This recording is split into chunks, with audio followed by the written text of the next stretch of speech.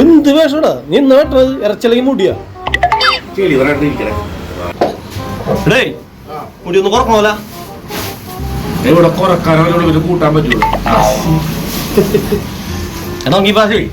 Police cut പിടിക്കാം. Police cut police കെട്ടാ police കെട്ട് എന്ന് പറയുമ്പോ പറവൂരാണോ വരാപ്പുറമാണോ? എന്താണ് രണ്ട് സ്റ്റേഷൻ ഉണ്ട്. ഒന്ന് പഠിച്ചത് എന്താ മജീഷ്യൻ സമ്പ്രാട്ടാ നിന്നെ മാനുഷിതറിയോ?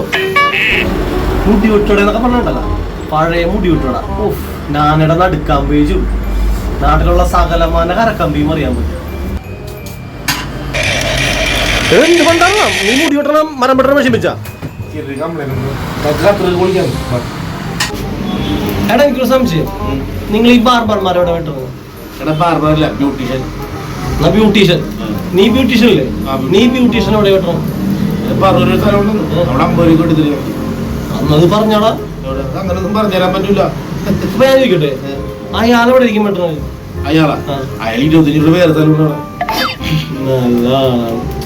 ഒന്ന് പോവാടോ, രാവിലെ ഒന്നിങ്ങനെ എന്താ ഒന്നും പറയണ്ട. അവന് ഇന്നലെ മുടി വെട്ടിക്കൊണ്ടുപോയാലാണ്.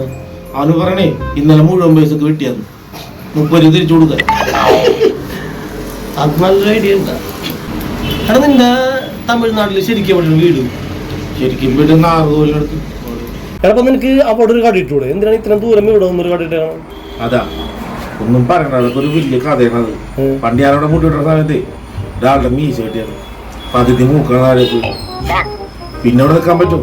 അന്ന് രാത്രി ഞാൻ കേരളത്തിലോട്ട് വണ്ടി കയറി. ഒരു കാലം എത്ര വർഷമായി. എടാ വിട്ടു മീശ വിട്ടണ്ട, നീ ചോര തെറിക്കാൻ വേണ്ടിയാണ് ഈ സാധനം. മീശ വെട്ടിക്കൊള്ളാം, മതി മതി.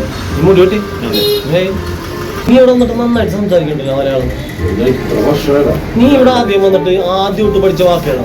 ആദ്യമായിട്ട് വന്നിട്ടാ? ആദ്യമായിട്ട് പഠിച്ച വാക്കില്ലേ തരാട്ട.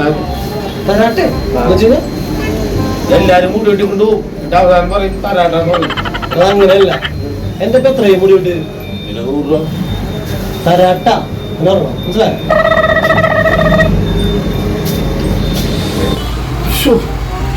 നേരം എടുത്തിട്ട് 5ാമത്തെ തരാട്ടെ.